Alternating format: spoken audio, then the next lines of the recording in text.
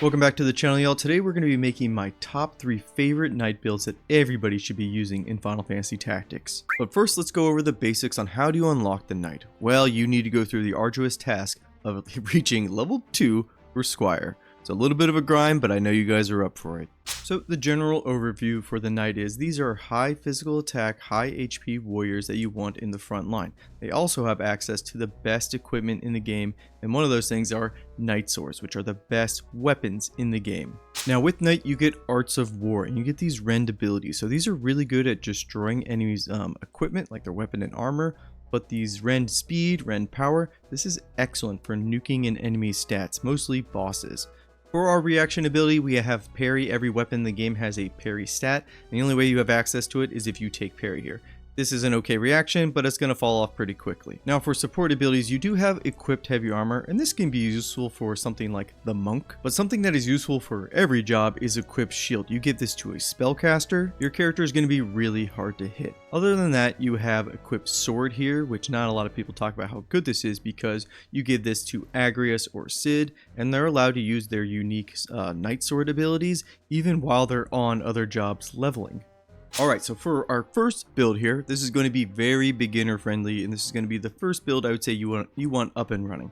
Now, secondary job we're going with is Fundaments, and that is for focus and throw stone. More importantly, focus, because knights, they don't have the greatest speed or movement, especially in the early game.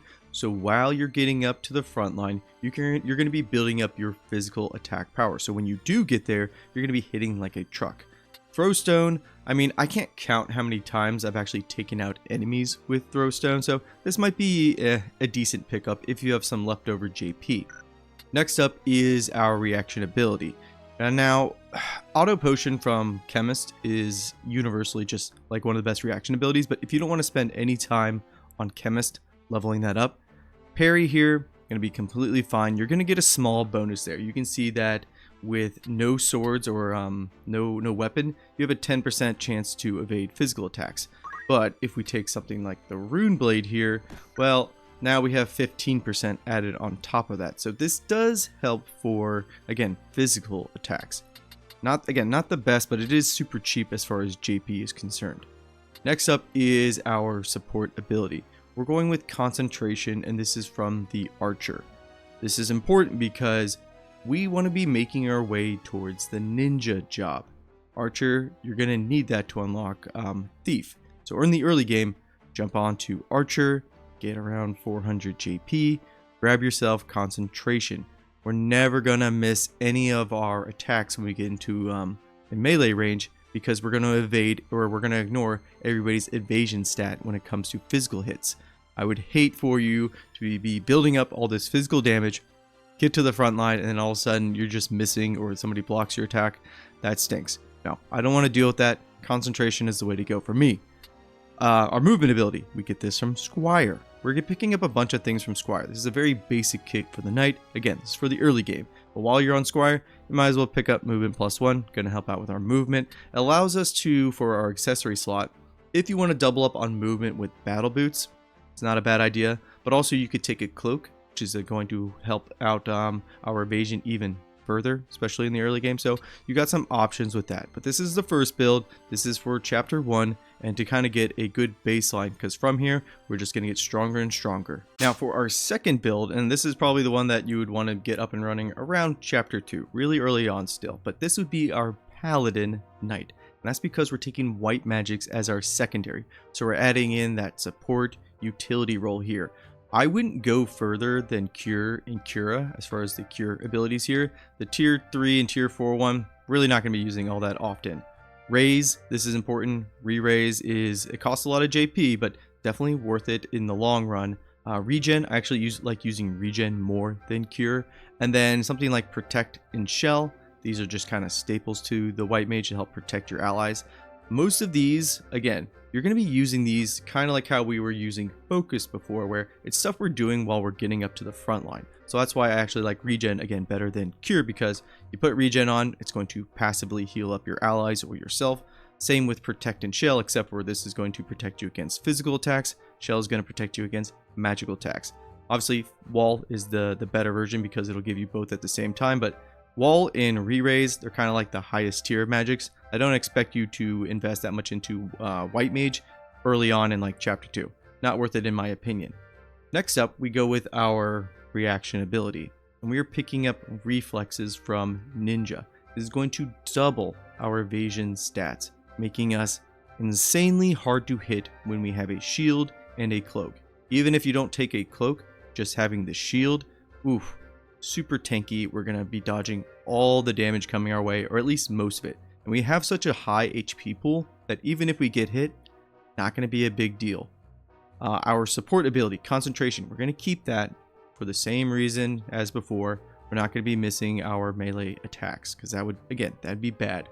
We upgraded our movement +1 to movement +2 because we have to go through Thief to get to Ninja. So while you're on Thief, grab movement +2. Also, with this build here, we call it the Paladin. If you already have a dedicated White Mage or Chemist, you don't really want to do the support role. Really easily, just switch this out for Time Magics. Now we're like a Chrono Knight. I don't know if anybody's ever called that before. I don't even know if that's like a fantasy job, but it is now. And really all we want from Time Mage here is haste. This is if not the best support ability in the game, because it lets you basically dominate the action economy.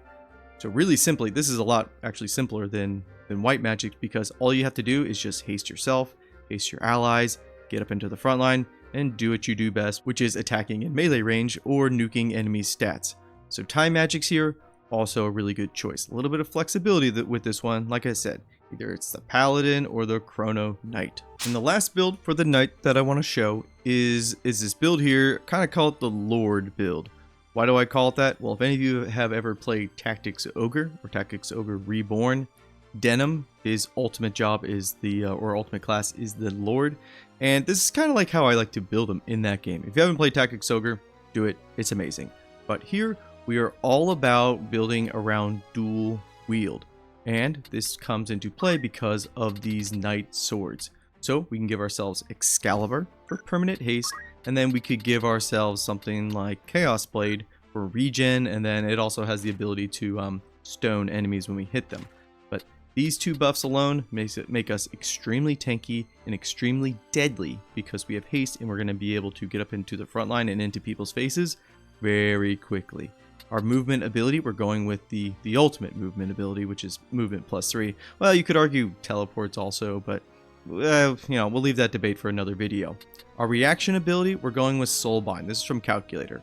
Everything that we're taking here, by the way, this is like end game talks now. We're talking about chapter 3, chapter 4, and where you're going to have a lot of, abilities from other jobs here. So Soulbind, I just like this because it's an offensive reaction while also giving us some health. And it pairs beautifully with Chaos Blade here because, again, we have that regen going on, but also when somebody hits us, we're going to get a little bit of health back, but we're also going to dish some damage back to them.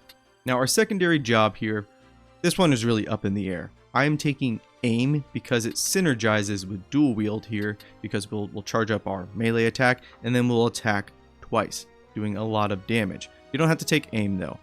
Dual wield also works with our Arts of War. So if you really want to break somebody's piece of equipment, like their weapon, it's going to work out really well with dual wield. Also, same thing goes for the Ren speed and Ren power. You're going to have 2 chances to nuke that stat. Really a lot of synergy, again, with the dual wield. This is a very offensive Knight build. And again, this is what I'd be picking up at the late game, chapter 4. Kind of like this just wrecking ball of a job of a build here with this Knight. So we talked about the builds. Now let's do a gameplay section here. And we're going with our Lord Knight here, as far as which one we're going to be showing off. Now, we are taking the Lordly Robes. Kind of just synergizes with the build that we're talking about, and this is giving us permanent protect and shell. This again is why Knights are insanely strong, especially if you give them dual wield, because we have permanent haste, we have permanent regen, and now with the Lordly Robes here, because Knights, they're basically able to equip all the best equipment in the game. You don't have to take like the armor, the plate mail, you can take robes. So this is giving us permanent protect and shell. Give ourselves the ribbon as our headpiece here, and we're basically immune to all status ailments as well. And then you can take that even further with your accessory here. We're going with the bracers for just even more attack power. This is a very offensive, brawler, fluid build here, where we're going to be taking damage, but we're able to dish it out, and we have enough regen as far as our health is concerned that even if we get hit hard, we're going to build it back up very quickly, and we have a large health pool anyway, so it's going to be very hard for the enemy to one-shot us. The only thing that I think you could trade out, probably aim here. Aim is only going to be useful for bosses. There's no bosses on in this field for this battle. Probably don't need aim, probably not going to be using it. Movement +3, probably could trade this out for teleport if you really want. So there are some choices there. Let's go ahead and get into the fight. And I wanted to show this fight off during our solo night challenge because it's pretty unique. You're surrounded by 2 black goblins. There actually can be more, but those black chocobos, those are deadly. Let's go ahead and take out some of these goblins here. And you'll notice that Excalibur, it does a good amount of damage. But Chaos Blade, it just does so much more. So if you don't take dual wield with a knight, there's always that trade-off of, okay, do I want to take Excalibur for that haste, amazing buff? Or do I want to take Chaos Blade for just the crazy amounts of damage that it does? Regret that. Always the trade-off in my head. So this is that fluid part that I was talking about where they're going to do damage to us, but we're going to return some of it because of Soulbind, and then we're also going to be healing ourselves. And thankfully, because of Chaos Blade, we also have regen going on. So you can see, we're back up to full health. Now those chocobos, they're going to do a lot of damage. What to do? And we're going to let them hit us. Because I want you to see that this works really well for Knight because of our high health pool. That we can take these hits, and we're going to be just fine. 342, that's over half our health. So they're going to hit us here. And we're going to return half of it and heal ourselves for the other half. Our other chocobo is going to go. And that would have killed us if we didn't have any healing, or if we didn't have Soulbind. But now it's our turn. And we can just essentially just one-shot them. That's the thing about chocobos in this game. They do a lot of damage, but their health pool isn't the greatest. And we get to go again. And it's just that easy. Very offensive. You put this in your party. It's just a wrecking ball as soon as they get to the front line.